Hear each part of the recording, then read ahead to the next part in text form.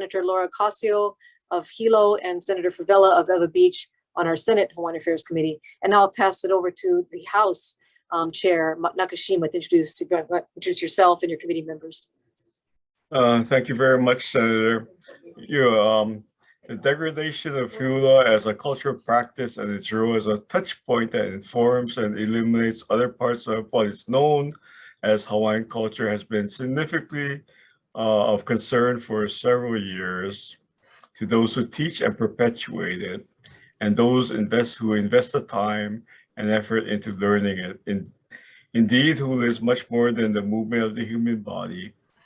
It also is one way in which Native Hawaiian and Hawaiians have interpreted and made sense of their natural world for centuries. In short, hula can only be described as a capstone that holds the culture together, making understanding its practices and methods as close as to the source as possible is imperative for its survival, not just for an artistic expression, but applied cultural knowledge. So, and with that, let's see, my Vice Chair, Senator Matayoshi. Hi, Rep. Matayoshi. I represent parts of Kailua and Kaneohe. Representative Lowen.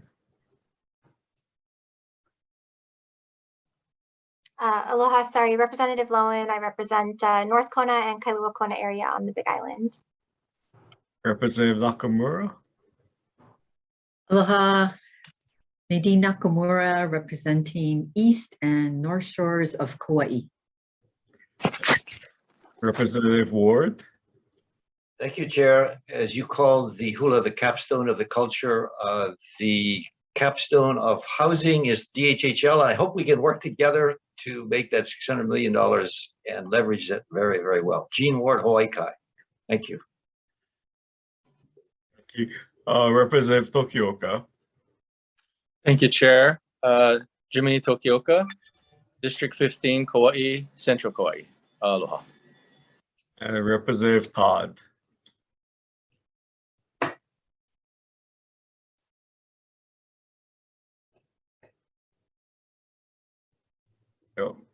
Who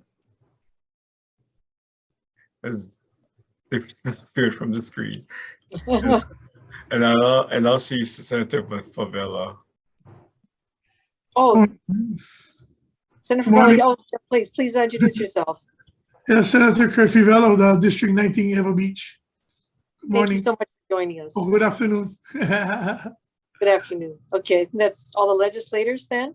Okay, well then I would love to have our distinguished panel of Kumu Hula, if you could please introduce yourselves. Who wants to start? If you guys don't mind, Senator Shimabukuro, we will start our presentation, and as the presentation goes, each of the Kumu will be speaking at different parts. Sure. So if it's okay, if they do their introductions, we do our introductions as the presentation rolls. Is that okay? Sure, that's fine. Please proceed. Thank you. Okay. Let me turn my speaker off, sorry. Okay, I'm going to share screen. Can you guys let me know if you guys can see it on here? Yeah. E ulu kinyo ke akua ulu kane me kanaloi ulu ala ukwa me ka ye a e mai ano i dorua e ia tavaila he vai e ola no e. Aloha mai kako. Owano o mehano kala hind. I am the youngest Kumu Hula in this group. I only say that to let you guys know that I'm humbled to present alongside these masters today about this very important topic. And thank you guys for your time. Chairs, vice chairs, and members of both the Senate and the House. Thank you guys so much for your guys' dedication and your guys' work on Hawaiian affairs. These Kumu Hula that we'll be speaking today on this topic, of course, is Kumu Hula Vikiho Takamine, Kumu Hula Hokodani Hot, Kumu Hula Mapuana de Silva, and Kumu Hula Pualani Kanahele. And they will be coming up shortly. Mahalo, Senator Shimabukuro, for that kind of awesome introduction. I was like, oh, this is great. She actually did part of the presentation by introducing what has happened up to this point. Yeah, and just to go right before, or not right before that, but this is the website you can go to find out about this declaration. So we can come back to this. You guys will email this presentation out to all of you so you guys can have it after. And you can find more of the specific language that goes into detail about the topic areas that Senator Shimabukuro had talked about. Thank you so much for that. But yes, this is a landmark kind of declaration. It's never been done before. The type of gathering that was had in August of 2021 was unprecedented, you know, in that matter. Kumu Hula joined together all the time for competition, you know, just amongst their lineages and so forth. And this is the first time that we had a great cross-lineal gathering of the hula world. Was at Huamakahikina at the Kupukalala convention in August of 2021. And what was spoken about there, I divided up the, just so that we could, you know, see what we're talking about today into these areas. Yeah. What is the state of hula today? Some of the threats and challenges, and some of this language comes directly out of that declaration. What is hula, and who are Kumu Hula? That's the number one and number two questions we always get as hula people. And then three, and then you'll hear directly from our masters, our Kumu Hula, who are here today, their Ike on these areas. And then fourth, we'll go through a little timeline of the Mo'oku'oho of action to protect and perpetuate Native Hawaiian beliefs and practices, which is kind of the crux or the core of what we believe hula does, right? In both practice and in theory, right? This is what it does. It perpetuates and protects Hawaiian beliefs and practices. Then fifth, we'll, you know, talk a little bit about the declaration and what it hopes to accomplish, and its kind of next steps, and then the call to action. Yeah, what is it? Why is it that we're sharing this with all of you? So the state of hula. Now there's 1,000 things that can be put in bullet points when it comes to, you know, how people feel or see or experience hula. Yeah, just some things to put out there, right? There's millions of hula dancers around the world. Right, they spread across the globe. It's estimated Japan alone has an estimated 2 million. There's maybe less than 300 lineal acknowledged Kumu Hula in the world, and we'll get into what that definition is and why that's so important. Some of the challenges that we see, and that I believe it was Representative Nakashima, yes, Representative Nakashima. Thank you for your you know, your definition and exploration of hula. Earlier, you covered some of these ideas, but some of the challenges that we face, right, are abuse. There's a misrepresentation, cultural misappropriation, exploitation, and abuse of hula, right? Those pictures to the right are just some of the types of images, right? It's been exotified.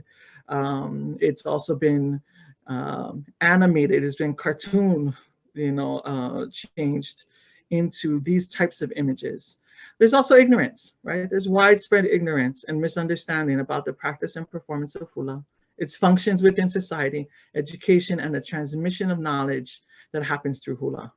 Yeah, and that as hula as a Kanaka Maoli traditional and customary practice, right? Some people don't realize that. They see just the entertainment value of it or perspective of it. Sorry.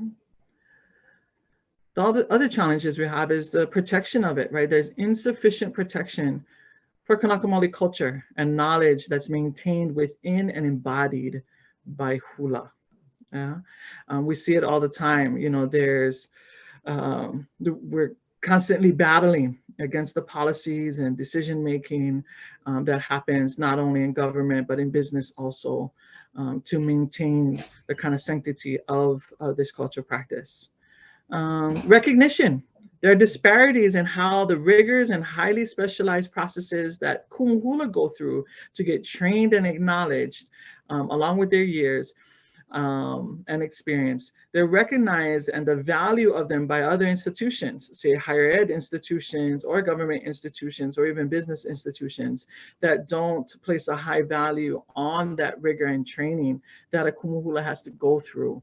And therefore the devaluing of the whole system, the Kumu Hula, the halal, and so forth. Another challenge is access and resourcing. Yeah, the picture that you see to the right is of a sketch drawing, actually a really nice drawing of a halal, a facility that's built, you know, for the use and practice of Hawaiian culture and hula specifically, right? Whereas we can drive around our communities today and find a baseball field or a swimming pool or a skate park, and there's a disconnect between the value of hula and what hula brings to the community and exactly how much hula practitioners there are, right? Especially from children, you know, from baby time all the way to our kupuna, right? There's so much people involved in it, but there's a lack in kind of resourcing this area, this particular practice.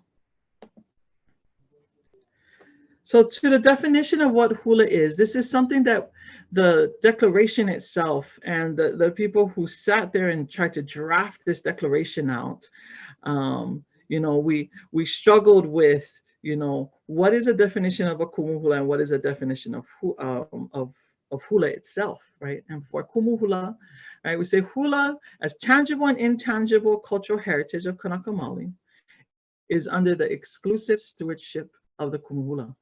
Yeah. Kumu Hula are individuals who belong to hula lineages through which they were trained, who have been granted kuleana, or the responsibility to steward hula by their Kumu Hula, right? So there's this is a necessary step. Your Kumu Hula has to have acknowledged and passed on, you know, information and knowledge to you and acknowledge that. And these Kumu Hula who are genuinely acknowledged and accepted by the broader hula community and who maintain enduring ties to Hawaii, right? So plenty of people have that question like, okay, can you be a Kumu Hula in California? Can you be a Kumu Hula in Japan? Can you be a Kumu Hula, you know, elsewhere? And it was like, okay, that's not the mea nui is not where you end up, but one, what is your source? Who is your source and where does your source come from? And are you still connected to Hawaii, no matter where you are in the world? And these, of course, are some pictures of some of our, the Kumu who are on this call, you know, some of the people who are, you know, giving us that responsibility, who have taught us, trained us to perform this responsibility. Now, hula, right? We go in the declaration itself, hula is spelled out in you know, a long list of bullet points, but this pretty much kind of captures, you know, how it is that we can come up with a very solid working definition of what hula is. Yeah? Hula is a multiplex of artistic, intellectual, and spiritual practices, perspectives, and products centered around the expression of mele, right, or the chants or the songs, right, through the bodies of the formally trained dancers.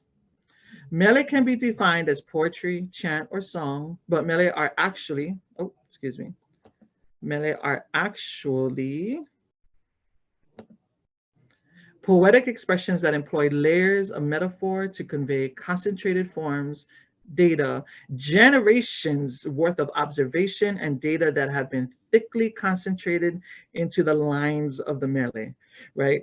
when you look at a song and or you hear it and you hear "Haina ia mai ana kapuana," you know, like when you hear those lines have generations worth of knowledge in them that convey messages that help us from generation to generation. Yeah. This knowledge is only accessible to those who have inherited the mele, or to those who have been trained in how to interpret them, to break the code, if you will, of such things. This is why hula has been a repository for Hawaiian knowledge and values throughout time, right? So that's another solid definition of what hula is. It's a repository of information, of knowledge systems. This is a short little timeline of some, you know, highlighted actions, so that you can see that in 2021, it's kind of like, yes, this is the time. This is when we can have this culmination of things that have happened over decades and decades, over generations for some, and culminated in this really kind of agreed upon understanding of who it is that we are and what it is that we do as Kumu Hula and Hula people. So in 1959, this was something that was brought to our attention when we did the convention, the Kumula Commission, Kumu Kalala, was that in 1959, there was a hui of Kumu, that got together from different lineages, and they made it their responsibility to kind of gather the hula people, right? And so there was initial discussions at that time. And then of course the 1970s is just like an explosion of cultural practices that get remembered, right? They get put back together.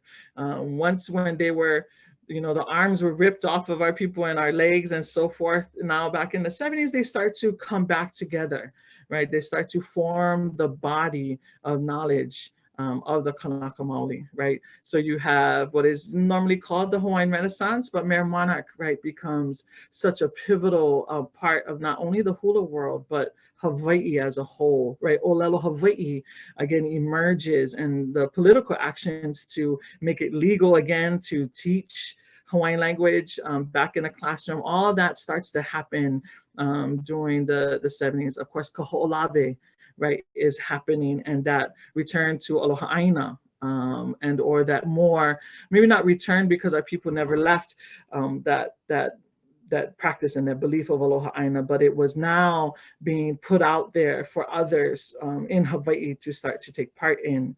And practices now are being redefined, molded. Chants are now necessary, pule are necessary, hula becomes very necessary in the movement to have Hokulea launched, right? The movement to have Kaho'olawe healed and so forth.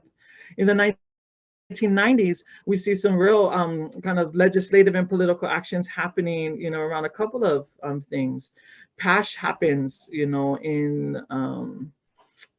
the mid 1990s, towards the later 1990s, and starts to, right, erupt the hula world again, to come together, and then Ilio Ula Kalani is formed, right?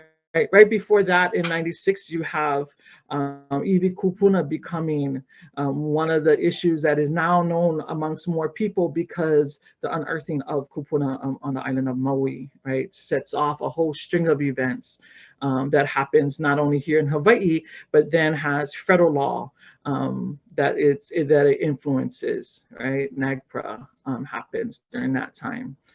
And then the early 2000s, right, you get Ka'ahahula Ohalawa'ola, right, the World Conference on Hula that starts to happen. It begins in 2001, ends in 2018, and goes from island to island and throughout our Pai'aina in 4-year intervals, and brings the hula world together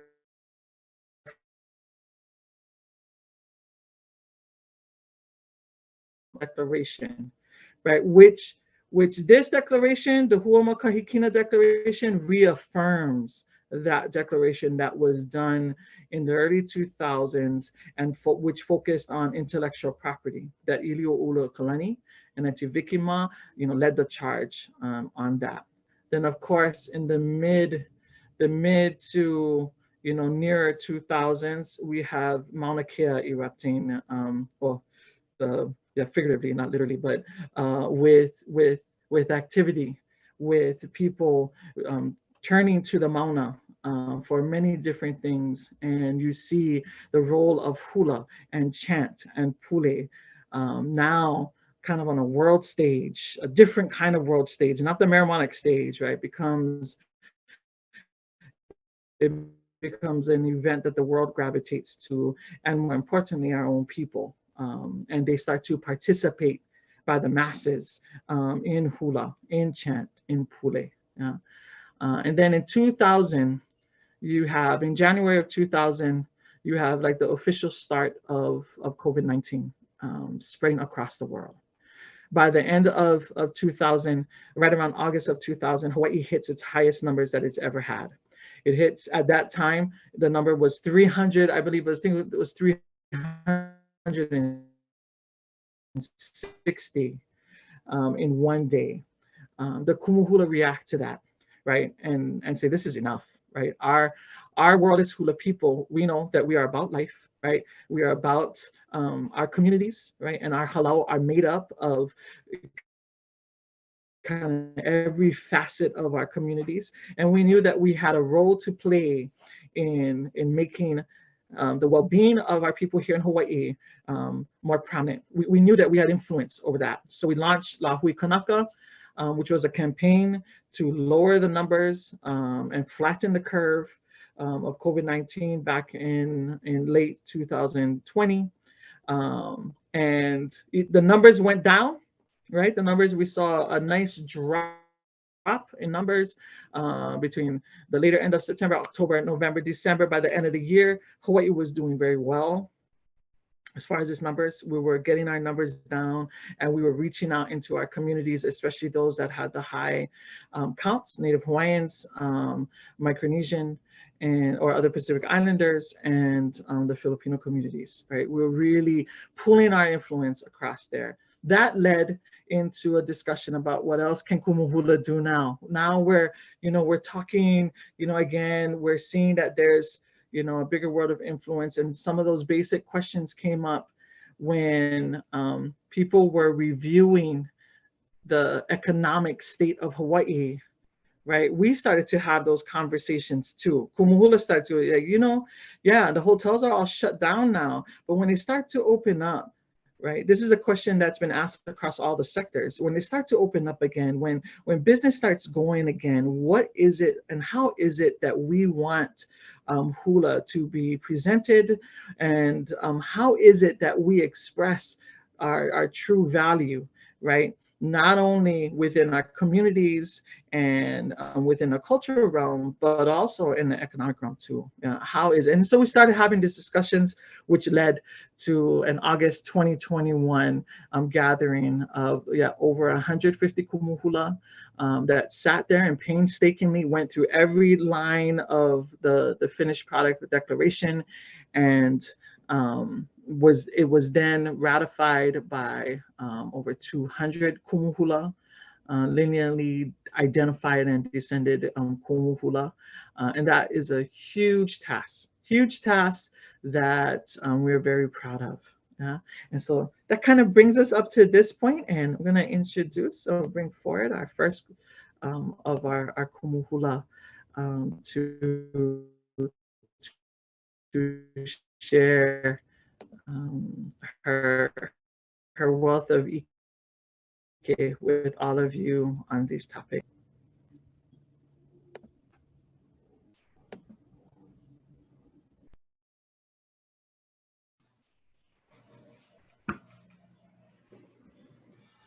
Aloha wake kako. I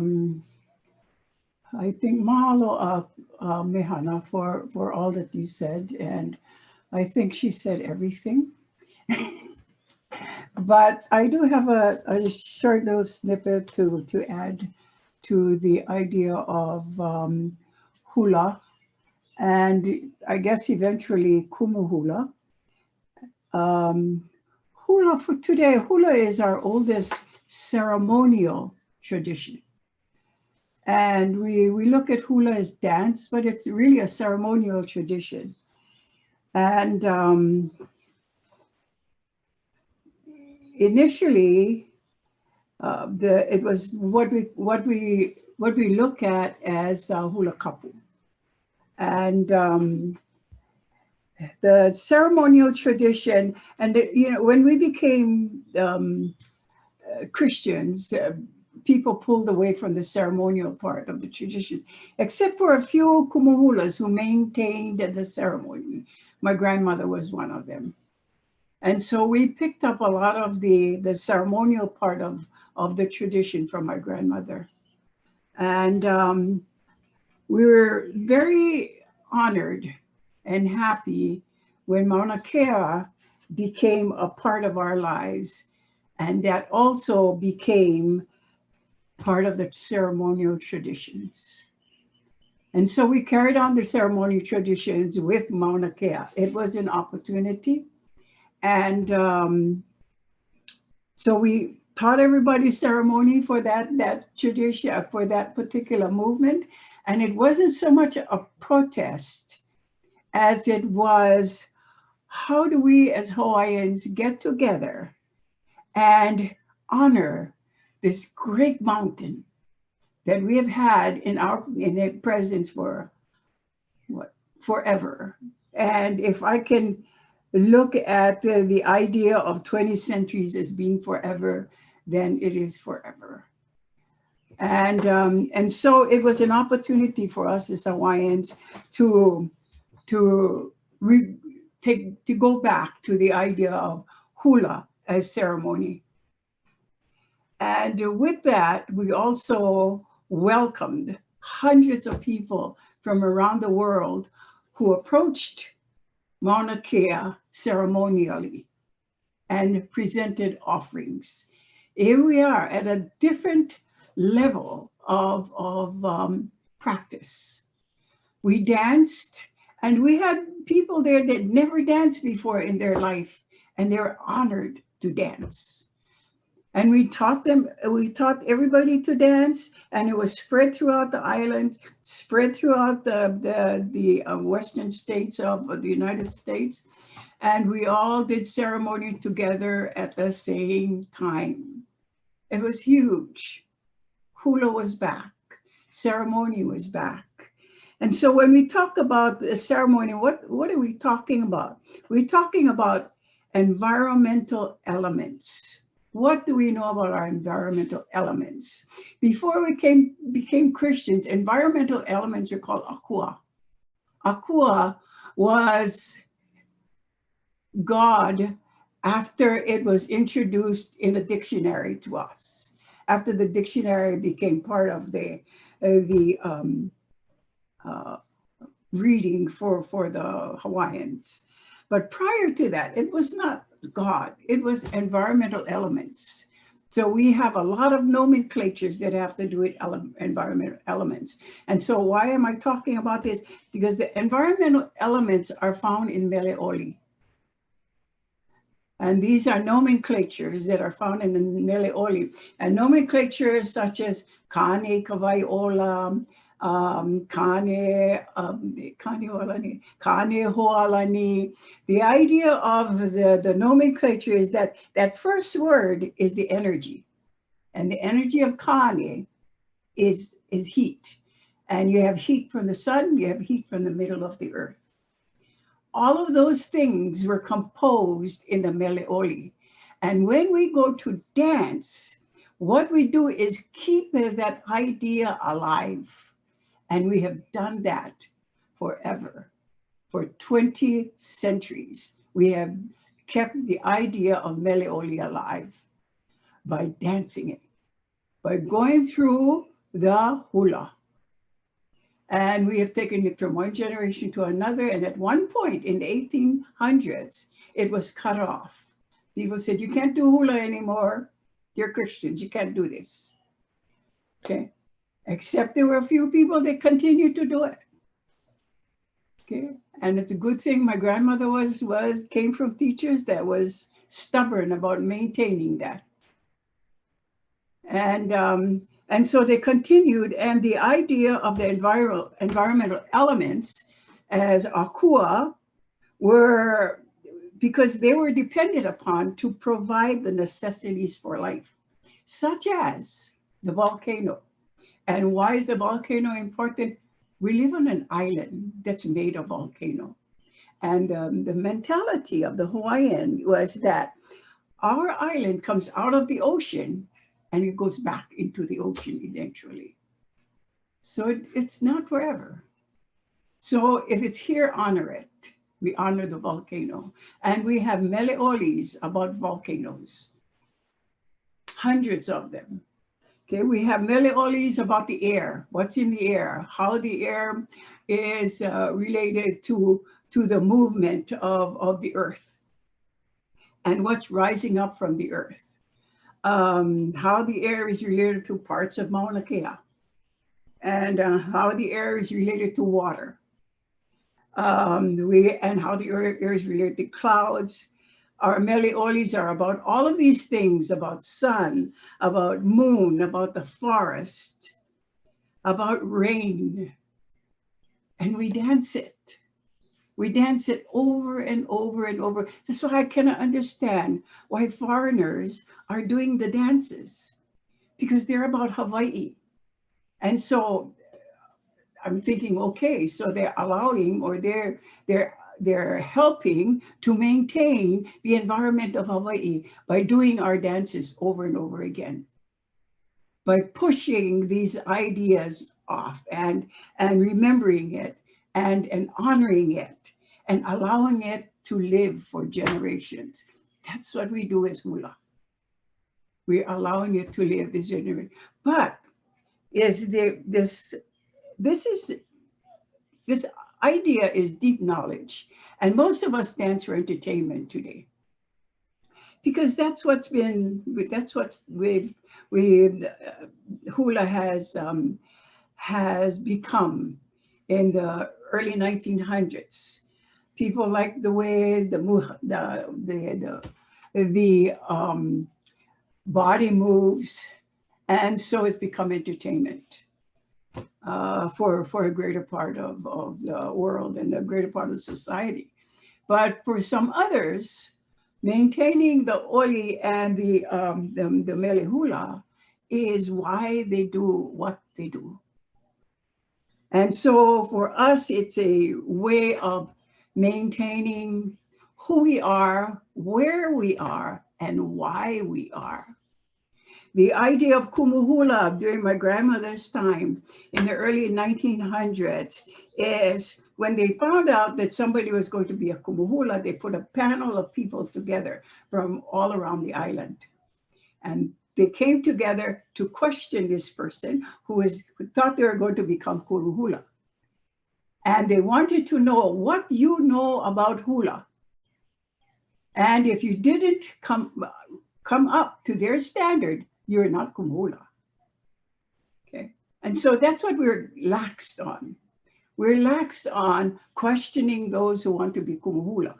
You need to know what is in the oli or in the songs that has to do with maintaining the islands. That's what we dance about, maintaining the islands. I already said that, halopo.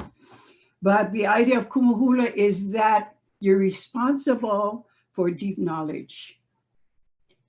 And today, we have Kumu Hulas who are mostly at the lower part of knowledge. Most of them are choreographers and great choreographers, but they really know nothing about the hula hula. Okay, and so we have few people who are at a level of actually knowing what they dance about, why they dance it, why it's necessary to maintain it. But today, choreography is most important, which to me is sad. Okay, I think that's all I have to say. I don't want to complain. I sound like a complainer already, but I put it out there. So I thank all of you for paying attention, and aloha to Mark Nakashima. Mahalo. I'm done.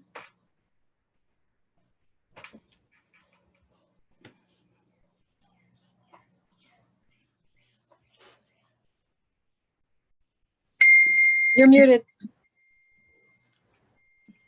Oh, you're muted. Oh, okay, kalamai. Ase mahalo nui Auntie Pua again, Kumu Hula, Pua ni kana hele from the island of Hawaii. Mahalo nui for that. And now we'll go on to Kumu Hula Vicky, Hope Takamine. Aloha. I don't really have much more to add to what Mehana and Auntie Pua have shared. I think one of the key things is that we know that when our islands were colonized and our language was being stamped out and our culture was being stamped out, it is the hula that survived all of that. The hula survived, and like as quote, forms of entertainment for the lahui, for the ali'i. And so our ali'i kept the hula alive in the privacy of their own. There are still mele that were being composed for our ali'i during those times. There's still mele that were being performed at Pritzlat, encouraged, people to come to his summer home to share hula, to share at the wedding of Kamehameha IV and Queen Emma. We have all of those. So while our history and our knowledge, our ike, are all buried in these mele, and that's what's so important. And as we share these mele with the next generation, we're also educating them on what's important. So we have used hula, and we have used our knowledge of hula and our knowledge of our Hawaiian culture and sacred sites to help to protect those areas, those sacred sites that are from being overdeveloped, and for the protection of our water, for the protection of our aina, for protection of our sacred sites. And because all of those place names and all of those histories are buried there, we've helped to introduce legislation that would require that a cultural impact statement be part of the environmental impact statement. What's the impact of your development on our cultural practices? And that has been very critical to maintain and to keep. I think this is what we have collectively as the Kumu Hula have helped to shape some of the legislations and policies that have been introduced to the legislature that we can use and we can rely on to help for protection of our aina. I look at that right now. I live in Aiea. I live right above Red Hill. I'm in that valley. I mean, in that Hupua'a that's being affected by the water. And so we are the community that will help to protect our lands and our natural resources. I think we are the largest arts organization in the state of Hawaii. As Mehana said, but I think to put in perspective, we teach the most keiki through kupuna elders in every ahupua'a on every island. We have more hula people than ballet people, than opera people, than symphony people. And yet we get the least funding. And we are like, I was talking to somebody, cannot teach hula in our own homes, in our backyards, because it is, quote, a business. And you cannot have a business in your backyard, in your own home that has hula. So I'm saying, we have to talk about that. Where else do we have? Can we teach hula? If we don't have, cannot do it in our own, the privacy of our own home, but we don't have public spaces for that. So as the largest arts organization in the state with the most practitioners, we do not have facilities for that community. And so when we talk about the lack of resources and the lack of funding, this is why we're here to share these stories with you. And I'm going to end right there because I know our time is short and pass it on to Hoku, or I'm not sure, Mehana, who's next?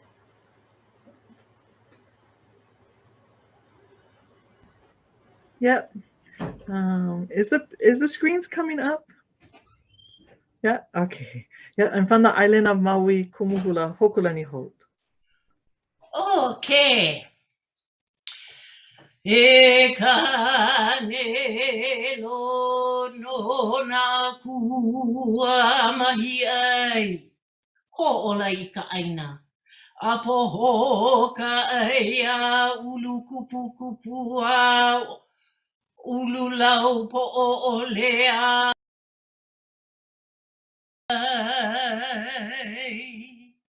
Awe kane amelono. Amama uanoa, ualele kapule. Aloha mai kako. I am Hokulani Holt. I am from the district of Kawahea in the moku of Wailuku on the island of Maui.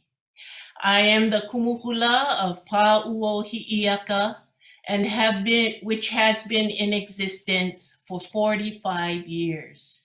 This year will make our 46th year. The chant I just did for you is a chant that entreats our elemental beings of Kane and Lono, that they may help to grant life to our environment until there is so much food that food goes to waste, that everything germinates and vegetation is thick until there is abundant food for all. Yes, to you, Kane and Lono, this is the chant that asks for an abundant environment.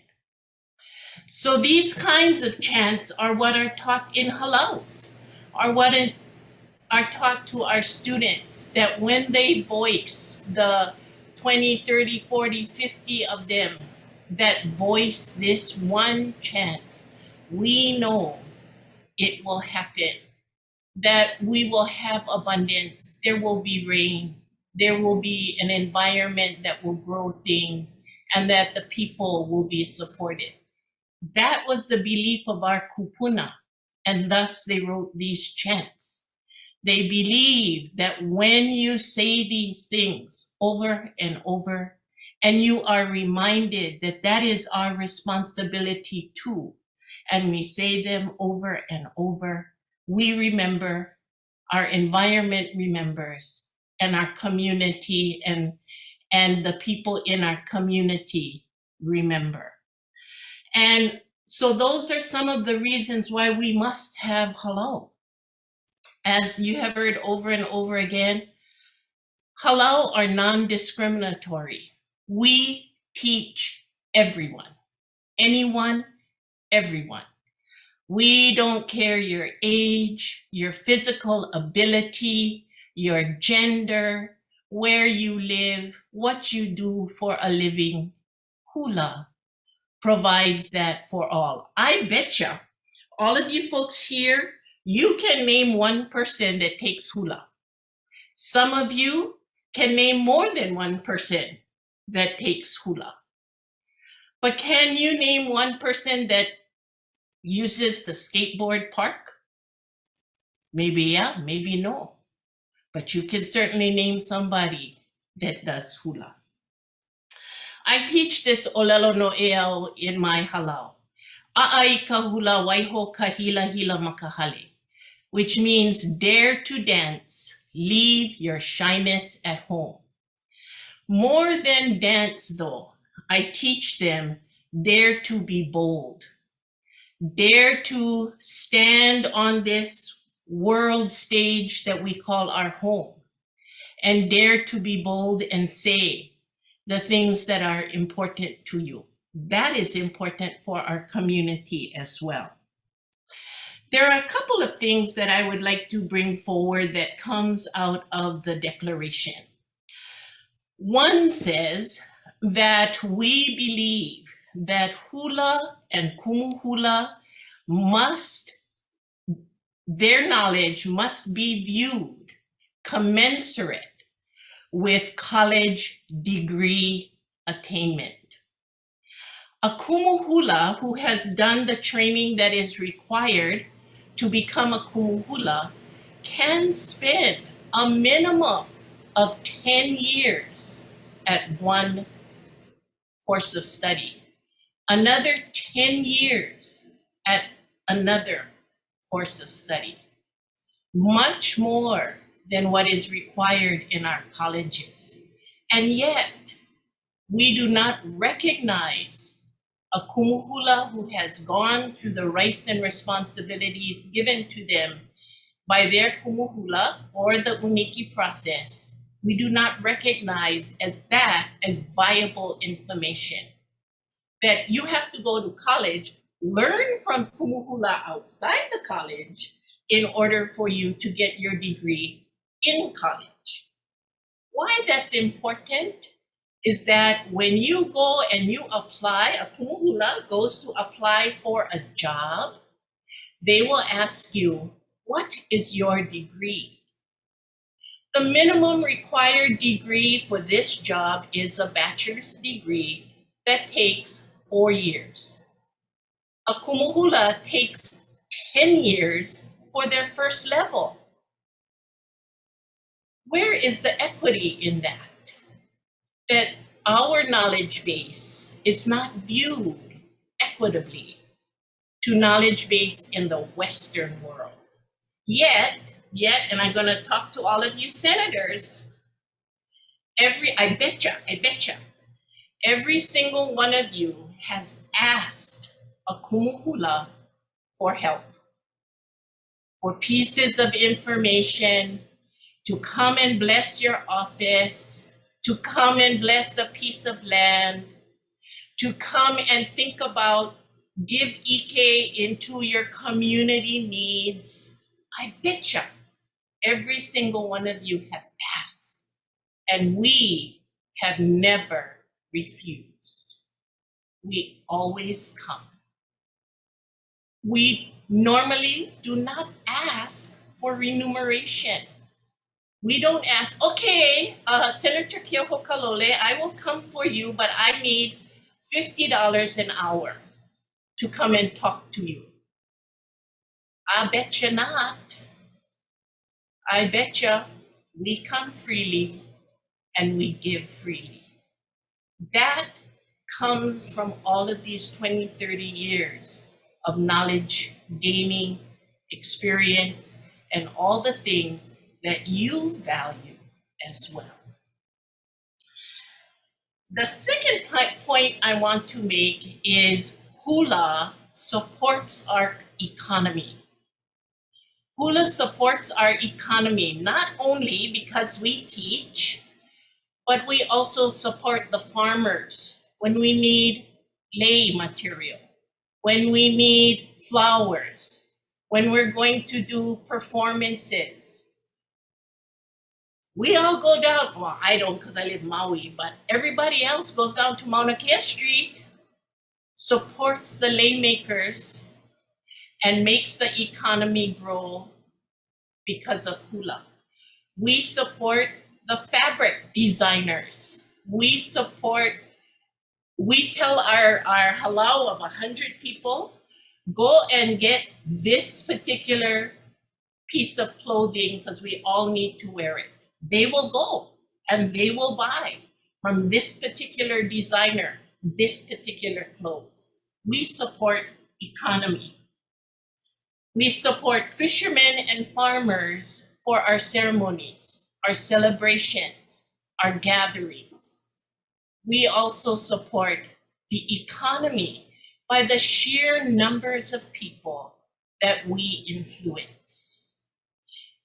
And all of that we do because we love Hawaii. We shop local. I know, I see these Kumu Hula in front of me, and I know the Kumu Hula here on Maui. We shop local. It's what we try to do all the time. Hula provides economic welfare for our communities as well. And yet, we ask but a small bit of recognition and support in order for us to help you help Hawaii flourish. Because that is our goal, is to help Hawaii flourish, help our people flourish, and help the people we help flourish. So there's a few other things coming up that will help to express what might be ways that you can do this. But no, we have to value, and that's where this comes from. We have to value hula in all of the ways that hula contributes to the welfare of Hawaii. Mahalo.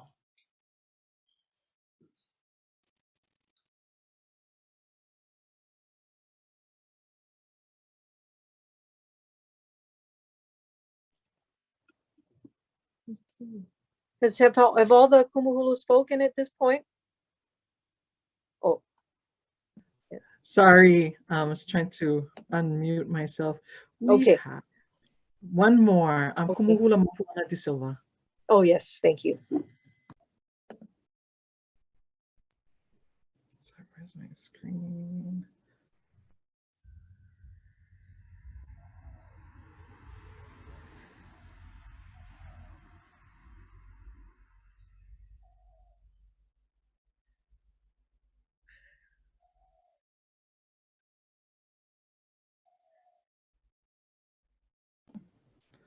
It's okay, Mahana. Yeah, sorry, cool. We can, I'm sorry, and I'll get to grab it. Velina Maikako, mahalo for Jared for setting this up and for allowing us this time to talk to all of you legislators. Pua and Vicky and Hoku all make really good points. We all support each other and we all feel the same way, and don't want to add anything to what they've said, but I want to add a few things from my own perspective. Some of you most people know me from Mary Monarch because we've been there forever, since 1979. The only year I missed was the year we didn't have it in 2020, and last year in 2021 because my halal voted to keep me home and keep me safe from COVID. We intend to return this year. And I would guess most of you know me from that. And so, from that and from the conversations that have been going on, you might think, oh yeah, well, she just does Mary Monarch and she puts on this big show and she's a choreographer. Well, like Pua said, she's a choreographer and they do good stuff and, they make it happen and all of that. But the idea that Pua talks about this deep knowledge and connection, and our connection to the Aina and to the Kai and to the Ao, the Makani and the Akua and all of that isn't dictated by where we perform or what we choose to participate in. It comes because of the work we do. And for me, Mary Monarch is one of the many things I do. It's not the peak, it's not the top of the pyramid. The top of the pyramid is Uniki and passing on this knowledge and making sure that it survives the next 500 years. And along with that is working in the community. I do a lot of iwi kupuna work here in Kailua.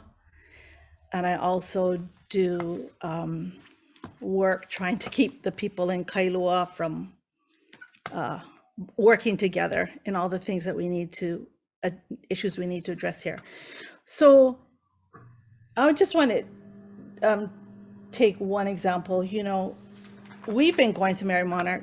This is going to be year 42 coming up. And every year that we go, my students have to fundraise. They have to fundraise and to go every year. Now, if I had taken all that money from every Mary Monarch, I could probably have built a really good, big, huge, nice structure to teach in. But I would have the structure, but I wouldn't have all the work that I've done. And I wasn't able to do both at the same time. We got to pick and choose.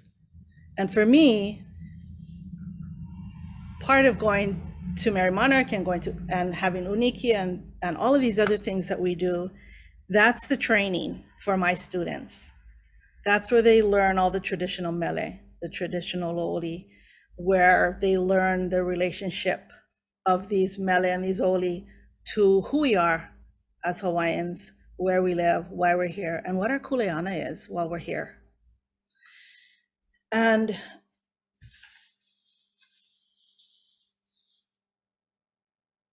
some of my dancers, so my dancers, like on the average, they have been going fundraising for this for 10 years. No help from nobody except the fundraising that they do. And yet you look at Mary Monarch, and it's really Mary Monarch that really that's made hula popular around the world. And it is a huge part of not just Hilo's economy. I've heard from people in Hilo, the people who sell things, that they make more than half of their yearly income during that week of Mary Monarch. Yeah. We also, because we are recognized on this platform, I have students from around the world who come here to Hawaii to study with me.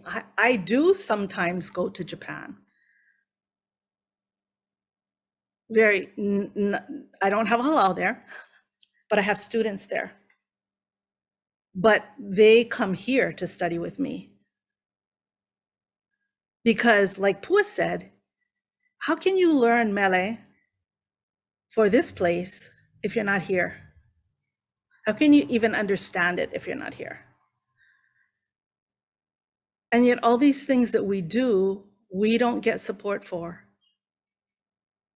anywhere. And why do we do it? I've heard people in government say, well, they're going to do it anyway, so we don't have to give them the money. Like, you ask for the money and they go, well, they're going to do it anyway, whether you give them the money or not. So why help them out? Why give them a grant? That's not the point. The point is we do it because it needs to be done, because it's right, because it's pono. And we ask for help because we do so much without any help. So much without any help. Think about 40 years of going to Mary Monarch. I've been renting space for 40 years. I've had a numerous uniki over these years. My first uniki was in 1989. And every time I've had two of, I would say maybe like 20 of different levels, two at my home. And that's only because the group that was going to finish was small, because my home, the pahula we have here, can only take 5 or 6 people. If I have a bigger group, I've got to go somewhere else. We've traveled to Volcano, the pahula there, to Kauai, and various places on Oahu. But we don't have a place. We don't have a place for these ceremonies. We don't have a place for these, for this, the practice of what we do, and to teach the deep culture that we teach. And that, where's my note that I had for myself?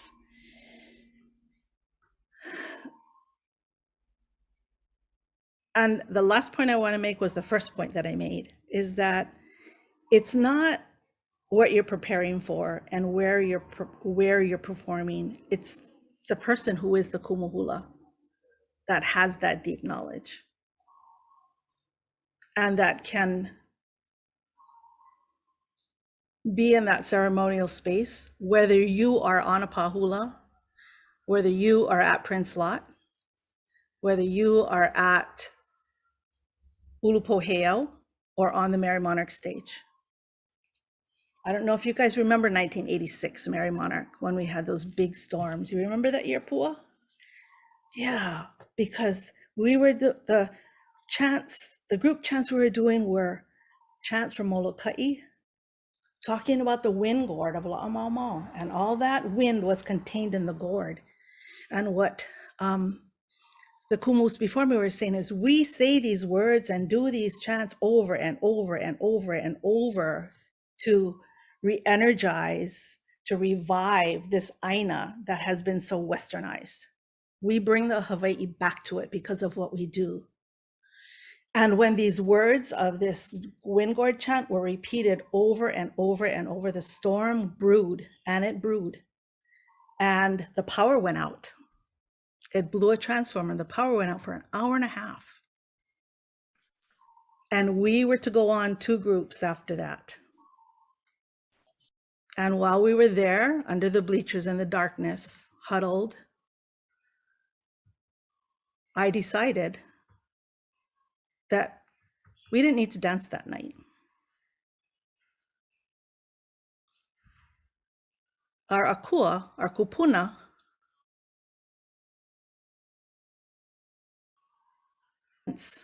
were all telling me, no need, because it's our turn. This tonight is for our voices. So when it was our turn, I went up to the microphone and I thanked everybody and I said that we will not be dancing tonight. And we didn't. I don't even remember what I said, but we didn't dance. And I'm not saying I don't have any power, but the storm died down and the next day the sun came out. Now, coincidence? I don't know. But those words repeated, our akua hear them. And somebody needed to break that cycle. It just so happened. I didn't decide to break this cycle. I decided we weren't going to dance. And then everything happened. Whatever happened after that happened after that. Now, maybe if we had danced, the same thing would have happened. I don't know. But words have power. That's why it's so important for us as hula practitioners to do all the things we do, that Pua said, that Vicky said, that Hoku said, that Mihana said, and even more than you can even imagine. And we will keep saying yes when people like you ask us to help, because that's our training. That's who we are as Kanaka. We say yes as the people of our ancestors who raised us, not as the Western clothes that we put on and the way that we were educated in a Western school. And if we are diminished and if we go away, Hawaii will lose its identity and will be run over and taken over by everything not Hawaiian. And whose responsibility will it be? Not ours, because we are doing everything in our power to keep Hawaii, Hawaii, to keep our Kanaka in Hawaii, and to take care of our Aina and our Vai, our Kuleana, our values, our Olelo, and everything we know as Hawaiians. Mahalo.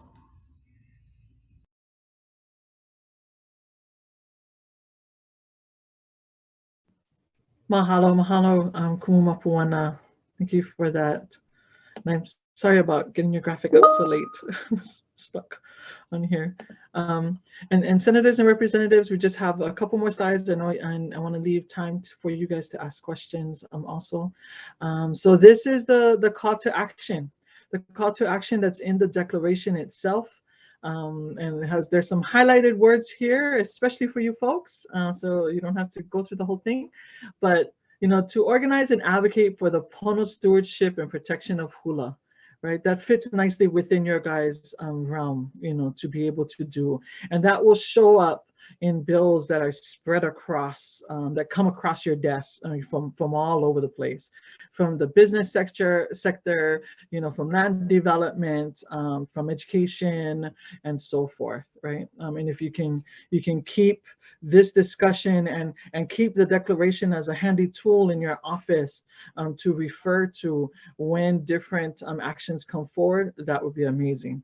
Then also maybe possibly to take a proactive step forward and create legislation could definitely be another way that this happens, right? We also asked, Huama Kahikina calls upon the policymakers to develop and implement policies and practices consistent with this declaration.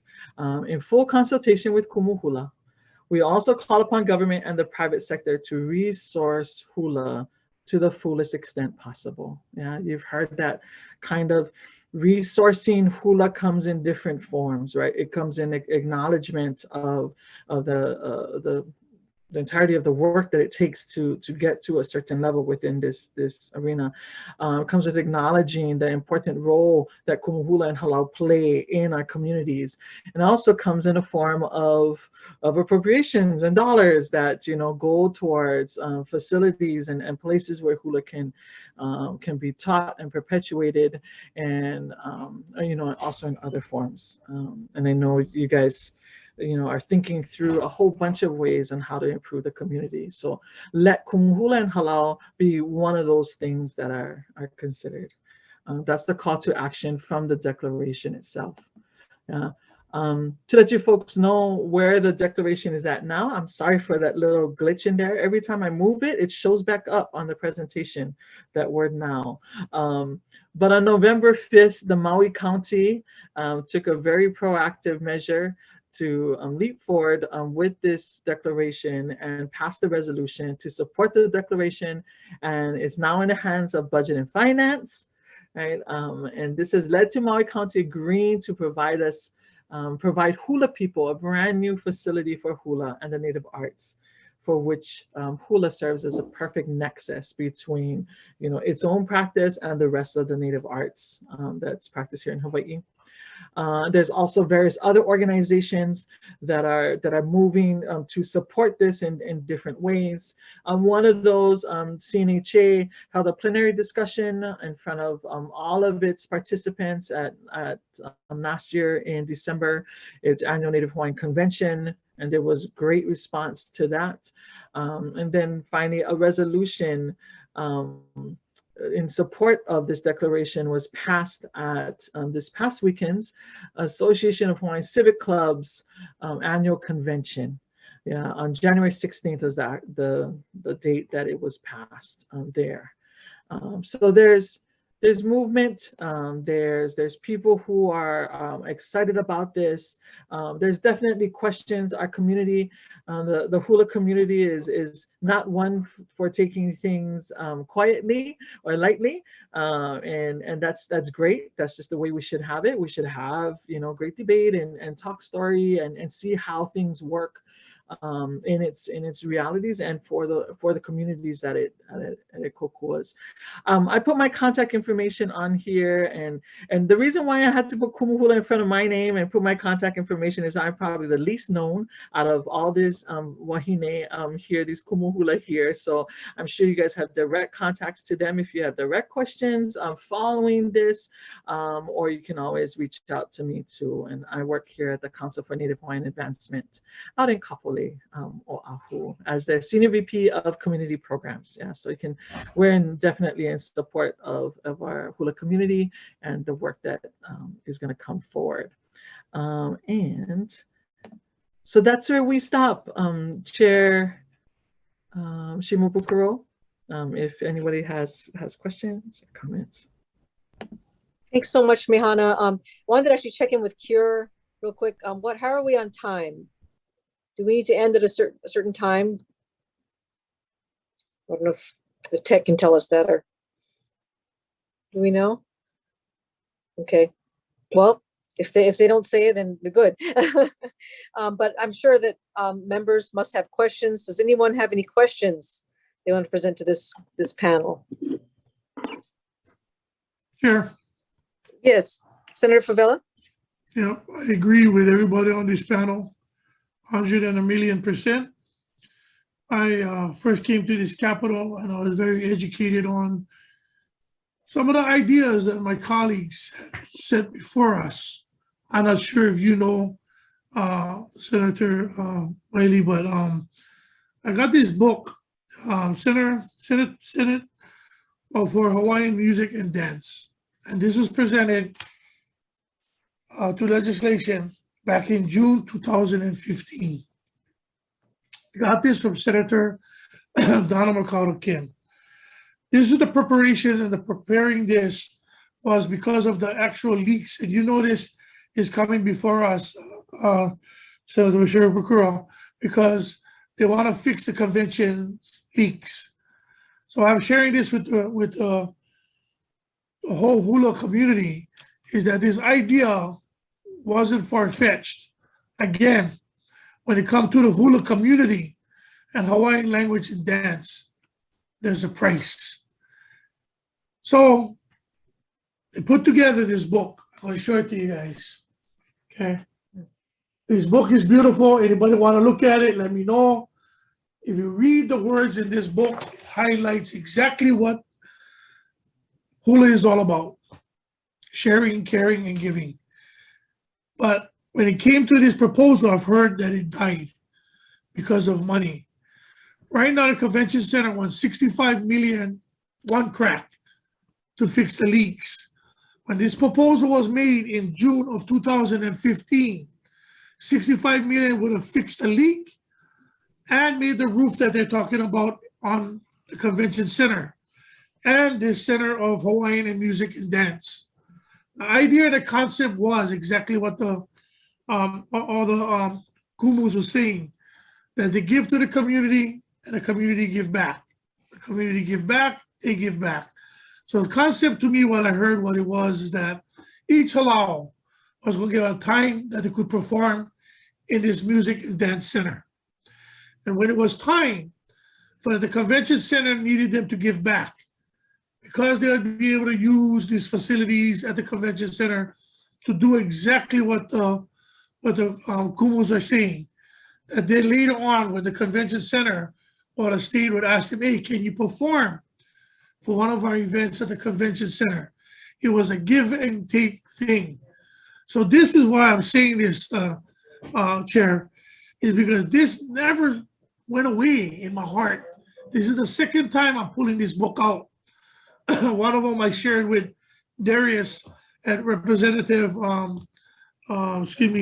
Stacey Eli's office. It resonates because exactly what the Kumus is saying. When it comes to this soul sacred being of us, of being extinct as Hawaiians, the stories that's told through hula and dance and chant and music is not taking front and center. And I don't know if a lot of you guys heard me so far.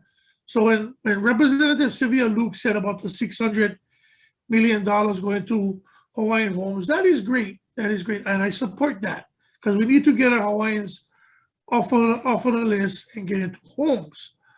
But again, we need to continue in all avenues in putting Hawaiians first, because we haven't been first for a long time.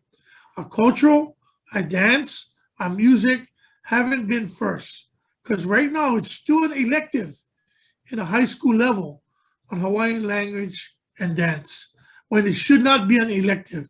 It should be a requirement to graduate high school, to learn your language, learn your dance, and learn about being Hawaiian going forward. So I take the opportunity. I love this whole presentation. Thank you, Chair. Every day of my life I'm here. I'm always learning, and I embrace this. Whatever the Kumus need us to do, I'm 110% behind them in whatever we need to do going forward as a people. And again, thank you, Chair, for the opportunity. Mahalo. Thank you so much, Senator Favela. Any other comments, questions from legislators?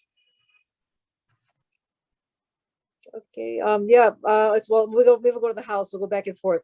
I see Representative Ward raise his hand. Shall we wait for the House or the Senate? I yield to the senator, whoever was that less. Oh, okay. I think I saw Vice Chair Keokololi's hand up. There you go. I want to acknowledge, thank you so much to Senator Keokololi he's really the one that put this together.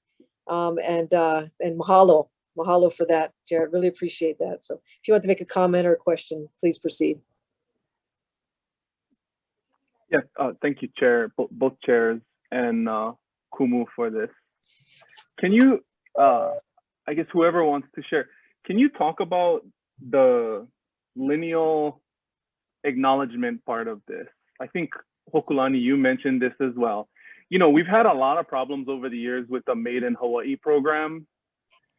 And everybody saw what happened with Aloha Poke. That was, I think, really frustrating for probably everybody, not just Hawaiians. And it seems to me like I think in the declaration it says lineal acknowledgement. Is that, would you folks characterize that as, you know, an effort to try and distinguish between what is made in Hawaii and what isn't? Yeah, lineal descendants is how we have always looked at hula. We have always, and it's a two-pronged part. One is we have, and Mehana brought it up in the presentation, is that we hold a responsibility to the information that has been given to us. When it is passed on from Kumu Hula to Kumu Hula to Kumu Hula, we hold that information, that training, that teaching that was given to us as an important part. So we are responsible for those that have come before us and the information that we have. And then we are responsible for the generations to come beyond us. As Mapuana talked about her uniki that she has, she passes on these informations from teacher to teacher to teacher. And hula is the only cultural practice that has never gone away. Never gone away from the beginning of Hawaiian time. There has always been hula. So we have an unbroken connection. And what we're saying to that is, without that passing on from teacher to teacher, there is a break in this knowledge base and in the importance that this knowledge base holds. So yes, in a way, it is like that made in Hawaii, done in Hawaii, like the declaration says, a continual link to Hawaii is absolutely necessary, absolutely. And so, you know, the idea of lineal descent, and lots of people get a little hot under the collar sometimes when you talk about this, but it is tremendously important, just like, and this might be a junk comparison, but this is the comparison nevertheless. People who graduate from Stanford and become doctors, when you see that little certificate on their wall that they're a doctor and they graduated from such and such school, you trust that there has been the learning process necessary to bring this doctor to you. You see that, you trust that the doctor has the knowledge that they are required to have in order to serve you. Kumu Hula to Kumu Hula is like that. We trust that the learning that this Kumu Hula got from their teacher ensures the appropriate knowledge base is being continued. Not all Kumu Hula, and I'll give you this example because I know we all know this example. Mother taught her child's kindergarten class a hula for May Day. The other mothers saw and said, "Can you teach my baby hula?" "Oh, well, you know, I don't know too much. I only know this." No, never mind. They go to the garage. They learn in the garage.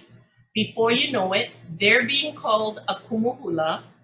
And before you know it, they're being called a Kumu Hula of a halau. That's like the dentist that didn't finish his certificate working on your mouth. There's no trust in the knowledge base that brings you there. Lineal descent provides a way to begin that trust. So yes, Senator, it can be looked at, made in Hawaii for the knowledge base that comes out of Hawaii into those generations to follow. Yes. Mahalo. I Sorry, see everyone. that I've got to Kumu, run to another meeting, but I sure. wanted to thank everyone for your for the briefing. Really appreciate it. Thank you all. Mahalo, mahalo. I see that Kumu Hula Holt Takamine has her hands up. I don't know if you wanted to also respond to that question. Yeah, real briefly, I think with the Made in Hawaii, there are some issues that I think we have with that because it's about the percentage of work that is done on a product that makes it made in Hawaii. So you can import a lauhala basket from the Philippines, and you can make a flower out of fabric and decorate it. And then you add more things on top of that. That was made here. So that would create the time that you put in to decorate this Filipino imported lauhala basket, and you put in a percentage of time and resources. You bought the fabric, but the fabric came from Taiwan, but it was bought here, and then your time put in, or even so the amount of percentage, it's an issue about the percentage. One of the ways is that if we can trace your cultural practice, like a feather maker. So one of my students, Kavikalam Nelmida, studied with Auntie Paulette Kahalipuna, who was studied with her mother, Mary Lou Kekuewa, who are acknowledged kumu of master feather work. And so he does kahili, but all of the feathers that he uses are imported because we don't have those feathers. So now the feather work that he does, well, the 80% of it is all from outside of Hawaii, doesn't make it made in Hawaii because those feathers were imported. But the time and effort that he put into creating the kahili pa'alima, the ahu'ula, the leihulu, that time has to be factored into the resources. So there's a little issue with the— Well, so I guess the question, excuse me, the question I would have is, you know, the rules around that Made in Hawaii program and the imports on how much Kona coffee got to be in the bag for it to be Kona coffee, are that the state sets those rules. And part of what I think is really interesting about this is that you folks all got together and came up with it yourselves. So I would be interested in what, you know, I guess for discussion purposes, the legislature and the state can do without having hula be regulated in the DCCA, right? Because I don't know that that's the right way to go. And I don't think that's what we're asking. You know, they cannot be regulated by state legislators who know nothing about hula. I think the resolution to support the declaration, to support the Pauokalani Declaration that were designed and drafted by Kumu Hula is what we're asking for at this point. And then, like Senator Vivella says, if you have another 53 million lying around, want to build a building. Yep. We want one on every moku though. Can it just be on Oahu? I'm good for now. Thank you, chairs. Yeah. Okay. I think Rep. Ward, I think you had a question or a comment. Yes, thank you, Chair, and thank you. It's an honor to be in the presence of such distinguished cultural practitioners, Kumu Hulas. I've never seen so many in one place at one time. Everything I know about Hawaiian music was with my business partner, George Kanahele. Didn't go too much into hula so much as all. Can you guys hear me okay? Oh, okay, yep. Good. And from there, I guess I'm kind of ignorant, so I'm going to ask some questions that are very basic. Am I to understand that anybody who's self-proclaimed a Kumu Hula becomes a Kumu Hula? Is it that Wild West still? Still that. Okay, so like the senator said, if you don't want to go to the DCCA route, there must be some kind of a certification or education halfway house, so you have some control over it. I get the sense that there is a need to get a control or at least some kind of proprietary rights, or, you know, if you remember how Waikiki was being complained upon being such a commercialization of aloha. Well, this is the commercialization and the misuse of hula in the same context. In that, I have another question of are there actual guidelines? I know there's the declaration, but are there the do's and don'ts that the guy in the street can know about hula? Is there an educational booklet, or I don't know, Senator Favela? In fact, let me commend you for the enthusiasm we need in the legislatures, the enthusiasm and the political will that you just expressed. If we had enough political muscularity of Hawaiians in the legislature, this million and the other things would be a piece of cake. So thank you for your enthusiasm. We just don't have the money or enough Hawaiians in the legislature yet. But the question is, how can we do something without over-regulating, but at the same time just letting it go freewheeling as it is right now? I don't know the question or the answer to that. And is there an educational do's and don'ts guidelines for people to, you know, there's a whole thrust now, not only from Maui, but the whole thing about, hey guys, if you're going to come to Hawaii, respect the culture. And by the way, here's some do's and don'ts. This is kind of coming out of HTA, managed tourism, the things about neighborliness, about what it means, the aina, the Hawaiian sense of place. That obviously is one of the suggestions that come out of this. And the other thing came out of the first few sentences as we started out, and I thought it was very clever, even though it may not have been intended, a halau or hale in every state or city park. That would be fantastic. Not only would it be aesthetically pleasing, it would say, look, this is Hawaii, these are our parks, and that hale is significant in that. That would be tremendous. And we've got one in Hawaii Kai, right on the corner of Hawaii Kai Drive in Keahole.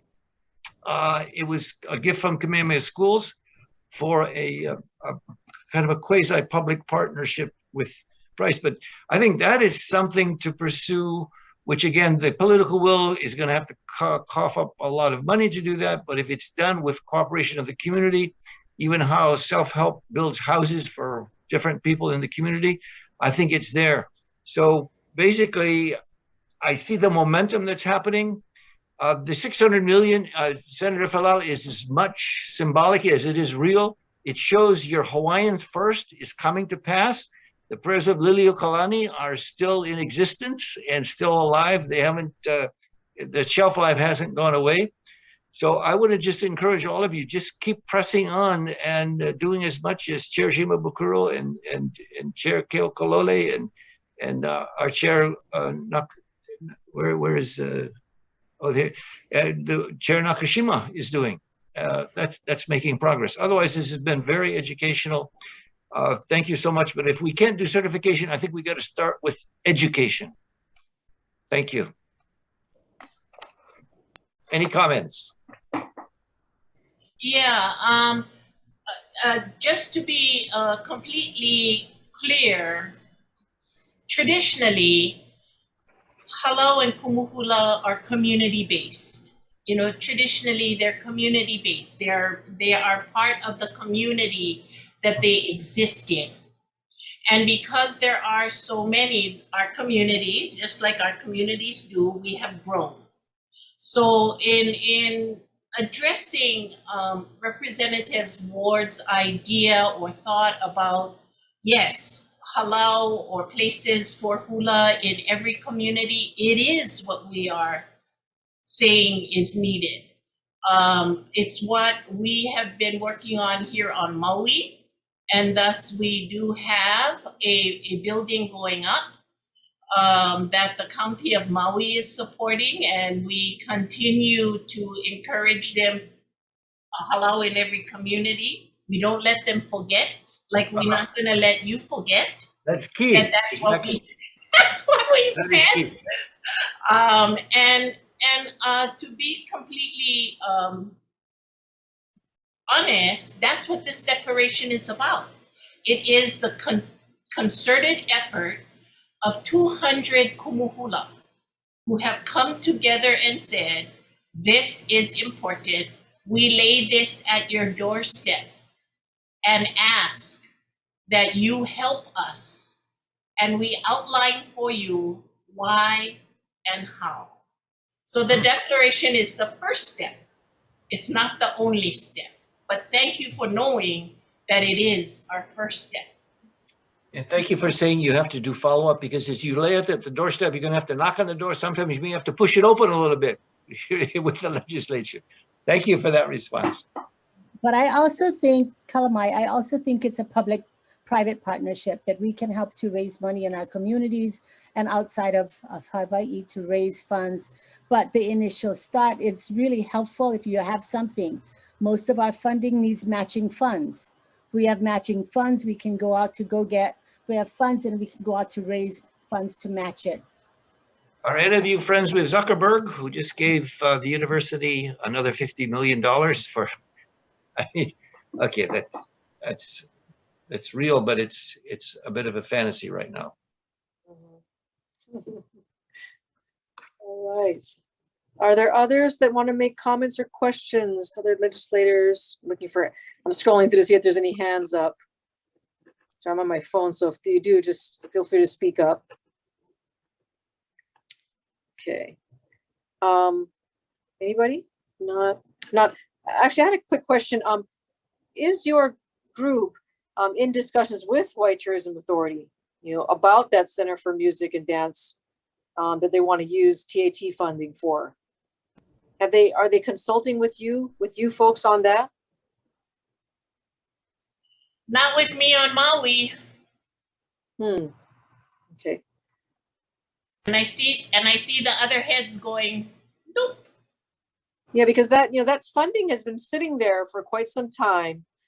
And I specifically asked HTA because they met with with several of us to talk about what they're trying to plan for this next coming session. Because I know some people have said, should that money, since it's just sitting there and not being used, go to Bishop Museum? And their response was no. That they want to go forward with the Center for Hawaiian Music and Dance that it's intended to have, and it sounds like that would be in line with what you folks are supporting. And I really am glad we had this meeting, because when I heard that, it sounds like it's a single center for Hawaiian music and dance, but what maybe would be a better approach is use these funds and disperse it throughout the island, so that it's not just all Oahu centric. So anyway, okay, well that's important for me to know. So I'll make sure that we push onto HTA that you folks need to be part of their discussion and part of their planning. Since it's aimed to support exactly what you folks are talking about, is what it sounds like. So anyway, okay. Miley, can I ask another question? Oh, okay, sorry. Sure, board. Yes, go ahead. I yield to Polani Kanahele. Oh, and George Kanahele was my brother-in-law. Oh my goodness. Okay. I owe you a debt of gratitude for a lot of things I know correctly or maybe incorrectly about Hawaiian. Okay. And he still never learned Hawaiian. He never learned his Hawaiian very good, even though he went around with things in his ears and his tape, in those days, tape recorders. My question is clarification of when it was mentioned. I forget who mentioned the 2 million Japanese who are hula and with Kumu Hulas. I know when Governor Lingle had a ground tour, some of our legislators were there. They had, hundreds of hula dancers that welcomed us at Yokohama. Have they done anything that could provoke us to jealousy regarding this very issue? Have they got halaus and Kumu Hulas physically in different places? The question is there anything we can learn from them and what they're doing? And I wasn't sure if it was kind of pejorative, like hey, they've got 2 million and they're kind of stealing our culture away versus, imitation is kind of the highest level of flattery. How do you take the proliferation, if you will, in Japan? Like in Germany, Hawaiian music is probably the most popular music in the nation. Well, those kinds of numbers are skewed because they've got many more millions of people. So when you say 2 million hula dancers, that's in a country of how many millions of people? When you look at how many hundred thousands are in Hawaii and that percentage wise in Hawaii. So the sheer number is a little deceiving, but yes, there are many halau, there are many groups. Hula exists in Japan the same way it exists here in Hawaii, in that there are like informal groups that get together and dance. They're formalized halau that get together and dance. So just like we have YMCA that does hula, they have the same kind of thing that do hula. So much the same way. The difficulty is, well, I don't know about the rest of these guys, but they have their own term. Their term is sensei. Yeah, their term for a teacher is a sensei. And I believe many of those of us on our panel believe that the term Kumu Hula belongs to us. It belongs to us. It does not belong outside of us. Here in Hawaii, trained and that title given in the ways that we have just said. So are there Kumu Hula in Japan? Maybe. Are there sensei? Definitely. So part of that is semantics, but it's important semantics to us. I teach, I think many of us teach in Japan. I don't think Pua does, but Mapuana does, I do. My sensei come here, just like Mapuana. My sensei come here to learn because it's important they be in Hawaii in order to learn about Hawaii.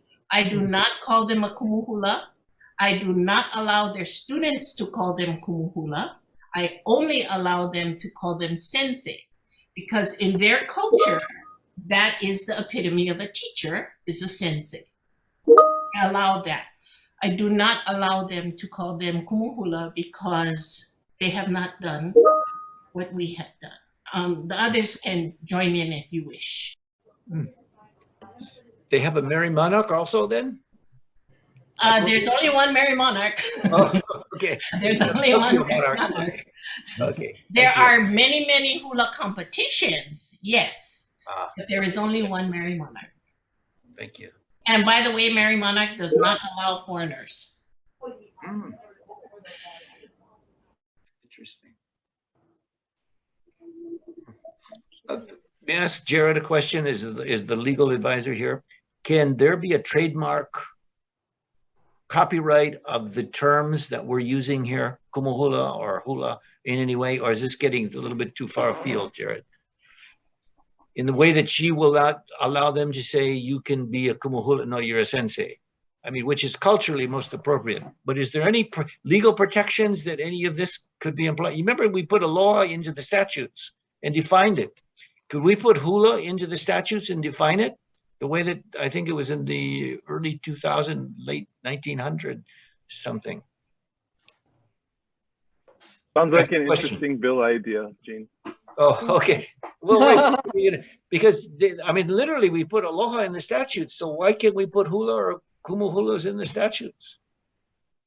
It was a guideline, basically. Anyways, that's just an idea that came out of this. And I think as Kumu Hulas, we ought to get together and actually come up with some ideas of how we can copyright that, because somewhere down the road, somebody will think about copywriting it. Mm-hmm. And like at one time, they thought of copywriting aloha. And we also need to get together and talk about exactly what is a Kumu Hula, because we haven't really done that. And so we, as Kumu Hulas, we still have a lot of things to talk about. So I think that we need to have that time. I will also, Hoko, I will also talk to John, because he's the head of HDA, and he's a great person to talk to. Yes. I'd be happy to come with you, Paul, if you wish. May I have one more 2 cents worth? And it's piggybacking on Senator Favela. Yeah, Fred Ward. In the educational component, Senator, I totally agree with you, but I want to cite what anthropologists say. Anthropologists say the eyes into the culture are through the language. I would say a basic prerequisite, a Hawaiian language at some level in the elementary or high school as a prerequisite to graduation. That logically follows in the line of what you're talking about. But and the Maoris are the great example where they've kept their language and therefore the culture proliferates because people can speak Maori to one another. I know with Hawaiians it's probably somewhat limited still, but if you could add on to your enthusiasm for education about hula and music, I would say add language into that, and it would really bring culture much alive, as the anthropologists have said. And being that I also would like to say that one of the reasons why Maui Creative Arts has proliferated is because they have put money towards it. There is such a thing as Creative Maori, in which a office, a department, and money is put forward into creative Maori things. So it isn't only a groundswell. They have governmentally done that as well. Okay, I think if there's any final comments, I think we need to be wrapping up pretty soon. I have a any final? Representative Ward, we don't really pay attention to the anthropologists or the archaeologists and what they say about us. Neither do I. I only quote them occasionally. Because we're all, we're all being educated in the Western system, as well have a great passion for being Hawaiian. Well, Nani, I think the point is, let's have a second Hawaiian Renaissance. I mean, George Kanahele was and you were part of the first one. It sounds like this is the beginning of a second Hawaiian Renaissance, and I would encourage all of you Kumu Hulas to push for that, to waken the people, which now is kind of the precipice of saying, yeah, Hawaiians first. Okay, my last 2 cents. Thank you, Chair. I'd like to throw out the idea of a Ministry of Culture and a Minister of just Native Hawaiian culture, not different from the State Foundation on Culture and Arts, where they take in all of the cultures that live in Hawaii. We should have a dedicated Ministry of Culture like the rest of the Pacific Islands do, the countries across the Pacific, and have a Minister of Culture designated. Sure, I lied, Chair. I have a bill that's going to have a special assistant to the governor on Hawaiian affairs as we speak. Wow, there we go. That's a baby step to doing what you've just said. Excellent. Okay, with that, I think we need to wrap up. But I so appreciate everyone's participation in this very, very important discussion. And it looks like, we've got some legislation coming from Rep. Ward, which is great. And I believe Vice Chair Kehokolole is going to be putting together a resolution as well. And I'm sure there'll be much more discussion. I look forward to hearing too on your discussion with HTA Chair DeFries too. So with that being said, I think we're going to adjourn. I don't know if Chair Nakashima wanted to say any final words.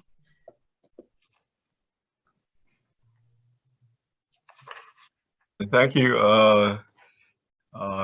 Chair Simru. Yeah, I want to thank all of the Kumu Hula for the presentation today. It's been very informative. Special shout out to Antipua, who I spent several months with on the Mauna Kea group, working group. But I really appreciated hearing from all of you and hope that this is a start to moving everybody forward. Mahalo. Mahalo. Okay, well, thank you so much, you all. Enjoy the rest of your day. Aloha. Aloha. Aloha. Aloha.